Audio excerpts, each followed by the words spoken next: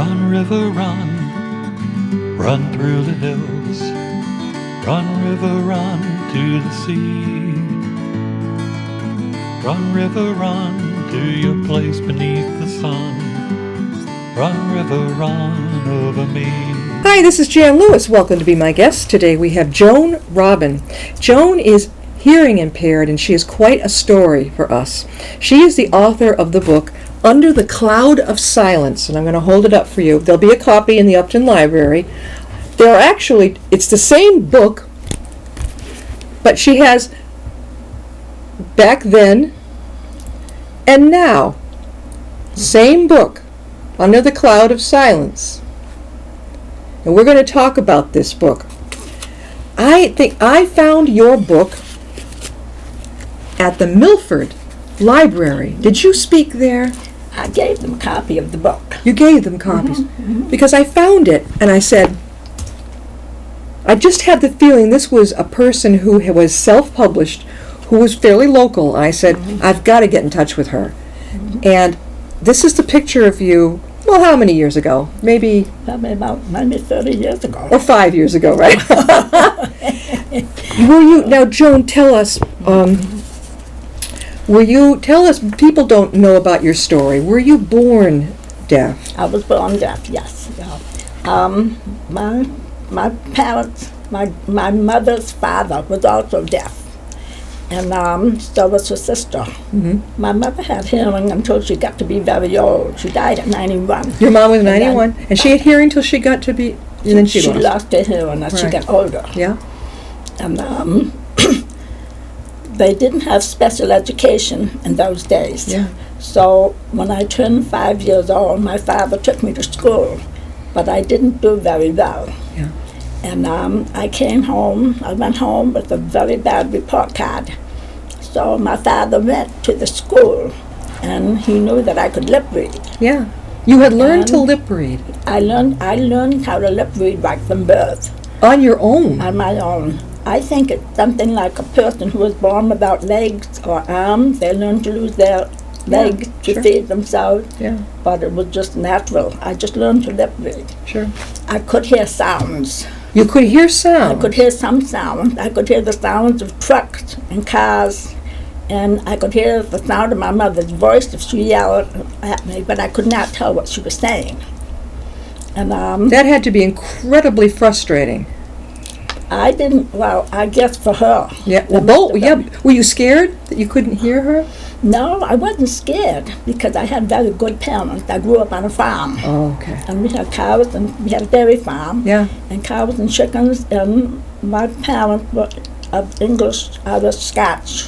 I'm Scottish too. Okay, yes. I'm part Scottish, yeah. So they were very good about teaching me about everything. Right. They knew I could lip read. So we used to go for trips every weekend.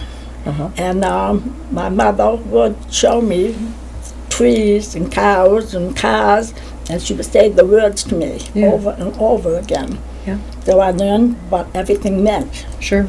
And also, they played music. My father played the trumpet, and my mother played the piano. So you could pick up the sound? I could pick up the sound, and they taught me how to play the trumpet and the piano. Yeah. And my mother sat me on her lap, and she showed me middle C. Yeah. Middle C up is high.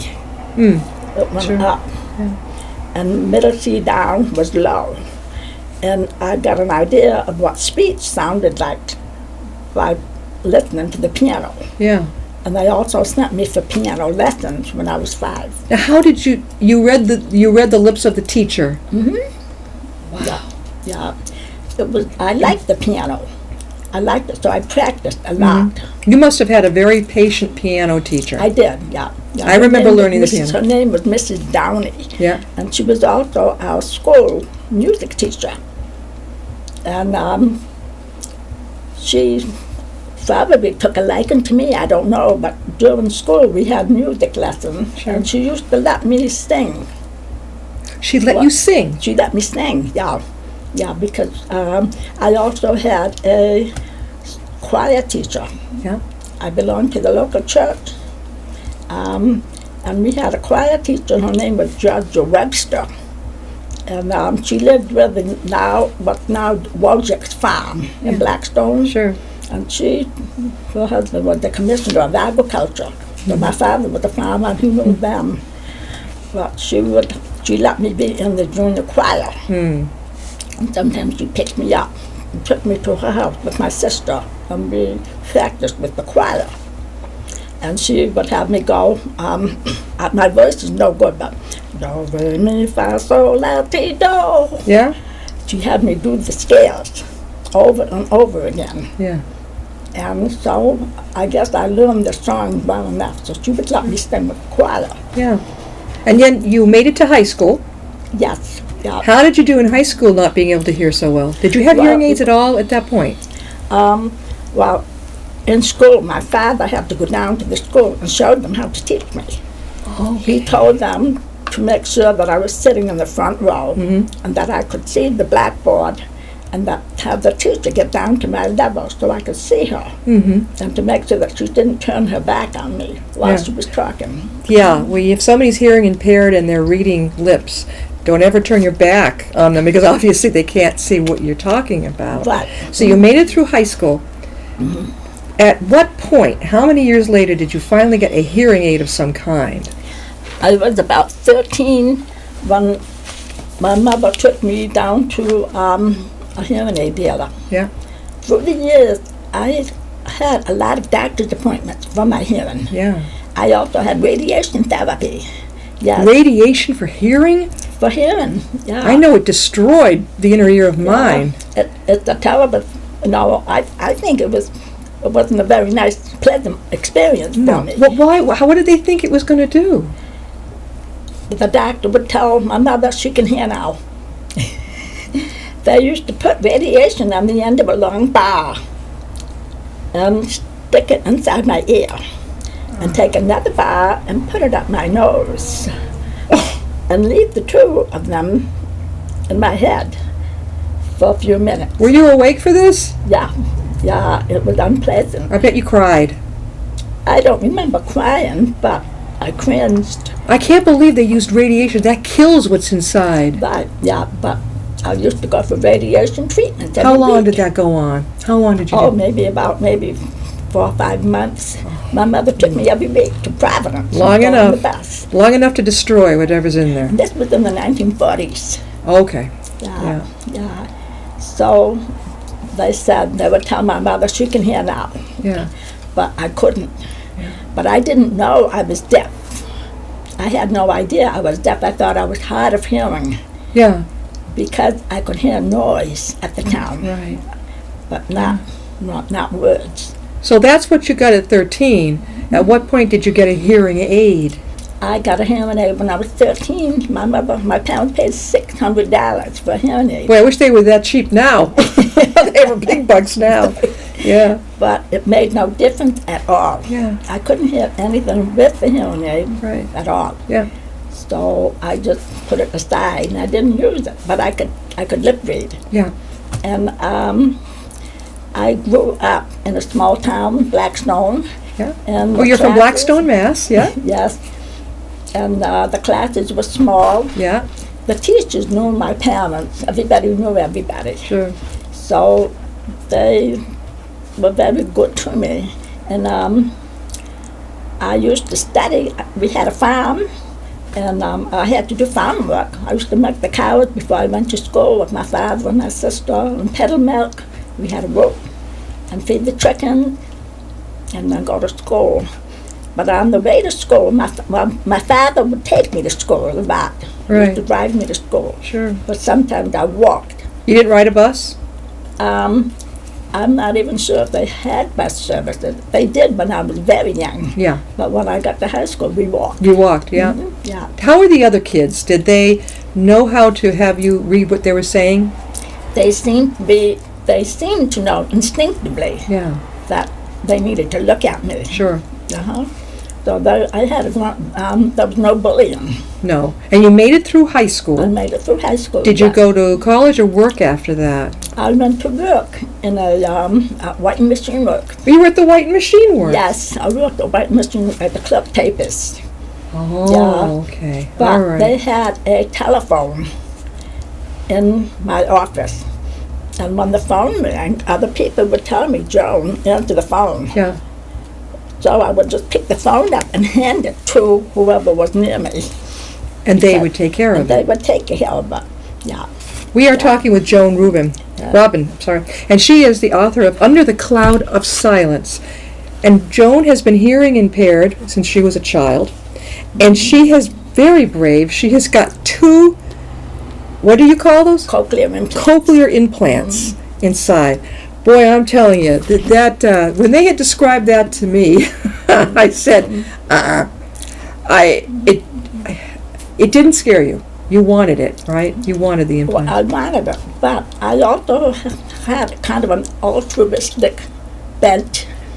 And I have children, Yeah. so I wanted to be able to help other kids, children who are growing up deaf. Sure. So by joining the cochlear implant research program, I was able to help Dr. Nadal. And Who's Dr. Nadal? Dr. Nadal was the surgeon. Who did your... He did the surgery. Right. And Was that at Providence, Joan? Or was that in Worcester? Was it in Providence or Worcester? that was in Boston You went to Boston for your... for the cochlear implant. Yeah. Did? Yeah. Okay. Because I know they do them right over at UMass. Now they do. Oh, yeah. But Yeah. when they were doing the research, it was at Mass Ioneer. Yeah? And sometimes I had to, it was through Mass Ioneer, MIT, and Harvard. Oh, you had the best, too. You I had had great... the best, right. So I wasn't afraid. No. And I wasn't the very first person either. Right. I was maybe the fourth or something like that. I'm not So sure. how long have you had your implants? Since 1989. Oh, so you're very used to it. I'm very used to it, yes. You're very used to Yeah. it. Because it's not the most pleasant thing. I mean, if a girl or a guy wants to go to the barber or the beauty salon, I mean, you got to let them know, look, don't comb over my implants because, you know. That. And quite a few times I did go to the hairdressers and they just combed right up to the Oh, post. And did it was hurt? unpleasant. Did it hurt at all? Yeah. It did. I would have cringed. I mean, Okay, we are talking with Joan. Joan, how can they get a hold of your book? How can they get your book? Okay. It's for sale at Amazon.com. And if you just go on Amazon.com and type in Under the Cloud of Silence, you'll be able to find my book there. Right. Yes. Do you get out and do many presentations and book signings? I haven't done any yet. No, I not think- yet. I think it would be so inspirational. Oh my gosh. What you've been through and what you go through, Oh, thank you. yeah, it has to be, you could inspire the young people coming in. There are a lot of children who are getting cochlear implants. Oh, yeah. Isn't there a hearing impaired organization in Massachusetts? Is it in Worcester or Boston? Hearing Impaired Society? Yes. There was, I guess, several of them. Okay. Yeah. Do you speak at them? I haven't, no. I haven't because I've had so many surgeries. Yeah. And I have to keep going back and forth for treatments. Yeah. And Still? I also still work. You're working. Yes, I'm a counselor. Where are you counseling? I have a private practice. I went to college and I became I got a degree in psychology and biology. Yeah. And then I got a graduate degree in rehab counseling. For addiction. Yeah. So I've been very, very busy. I work full time. I went to school. I raised my 7 children. Yeah. So You raised how many children? 7. 7. Yes, yeah. How did you husband, do yeah, it? Oh I was married when I was younger Yeah. to a man who drank too much. So I got a divorce and I had 3 children. Sure. Then I met my second husband who had 3 children. I was living with my mother. He lived with his mother. He didn't drink or smoke. I didn't drink or smoke. Yeah. So we got together and we got married and then we had a child of our own. Yeah. So we raised 7 together. That's So a lot. It's been a very busy life. Do you ever counsel over at AdCare in Worcester? AdCare, No. it's the addiction hospital in Worcester. Very, very well No, known. I haven't. So yours is a private practice. Oh. You're in private practice. I am private. Yeah, I was a psychologist for the state. Yeah. But when I retired from there, I started my own private practice. Okay, psychotherapy. and people can come to you for addiction counseling. Yes. How could people reach you, Joan? Well, just, my phone number is 508-883-4673. And I also have email, Yeah. which is jcrobin19@aol.com. So you're working full time, Not full time, no, Okay. just part time. part time. Yes. I didn't know you're in Blackstone. Yes, yeah. This is great. Well, you went through having a member of your family who had an addiction. Did you go to Al-Anon at all? I did for a few times, but I couldn't hear anything anybody was saying. Yeah, that would be tough. Yes. Yeah, that's hard. Very hard to do. So now, Joan is also going to have her book, Under the Cloud of Silence, downstairs in the Upton Library. And can they pick it up at Barnes & Noble or Tatnuck? Not yet. Not yet. Tatnuck. I don't know if they will take something like this because I'm Tatnuck not will. famous. Tatnuck in Yeah. Westboro would. Oh. Oh, yeah. They have a Oh, beautiful room for presentations. Oh, What made you think to give Milford Library copies? That's how I found you. well, I wanted people who have a hearing loss to have access Yeah. to some answers. Because I used to go through the library looking for information about how to cope with being deaf. Definitely. Because of course I had a lot of problems in school and in graduate school. It was hard work. So I went looking and I didn't find much information, practical information. Sure. And also a lot of the books are written by people who know about deafness. But I guess there's not that many books written by a deaf person about deafness. So Right. that's how I decided to write something myself. Oh, yeah. It's I've been deaf all my life and often needed to talk to someone who could answer questions that I needed answers to. Parents, relatives, friends, teachers, and the hearing impaired may read this book and find it insightful and helpful as a means of understanding some of the things, big and small, that make up the daily life of those with impaired hearing. Now, there's a picture of Joan with your brother and your older sister. You were the middle child, Yes. and they're fine. They can hear. Yes, they're fine. Did the doctors ever tell you what caused it? They think it was hereditary. Someone in your family? The other? Yeah. Okay. My grandfather was deaf. All his life. grandfather. All his life. All his life, and his two brothers also had hearing loss. So they were almost 100% positive that I was born deaf Yeah. because of hereditary Yeah. reasons. I wonder, for your parents, having had a baby myself, how soon does the parent, I'm trying to picture, catch on to the fact that this child is not hearing me? I think they knew because I wasn't talking. I didn't talk at all until I was 5. I tried. Okay. Yeah. All right. So that must have been very difficult, Well, yeah. very Yeah. hard for them. Yeah. Were you nervous in school? Like, I'm so nervous? No, I think it was because I was born that way. Yeah. If I'd had hearing and then lost it, I probably would have.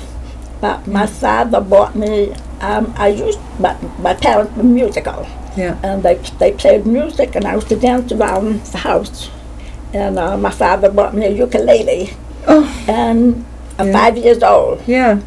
Well, I'd given me music lessons. So I had confidence that I could play the ukulele. And then I got a guitar when I was 13, and I could play that. And my friends used to sing Yeah. while I played my musical instruments because I used to buy sheet music. Right.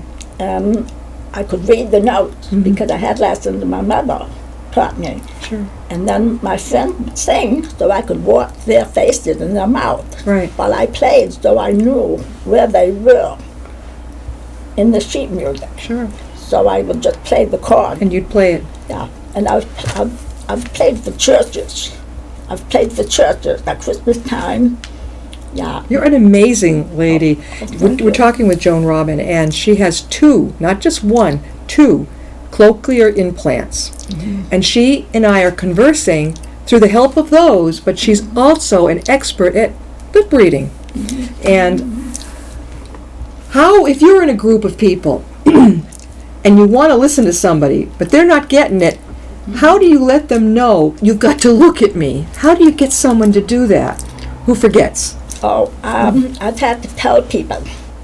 I've had to tell them I have a hearing loss, I'm deaf. I didn't know I was deaf until I was much older. Yeah. So I've learned to tell people, to just let them know that I can't hear. When I went to college, I remember I wanted to be a speech therapist or an audiologist. Oh my God. But they told me I can't, but I took a few courses. You did anyway, in that yeah. subject. Oh. Amazing. You wanted to be an audiologist and a speech therapist. I mean, how right up your alley would that have been? Right, right. Another inspiration for people around you.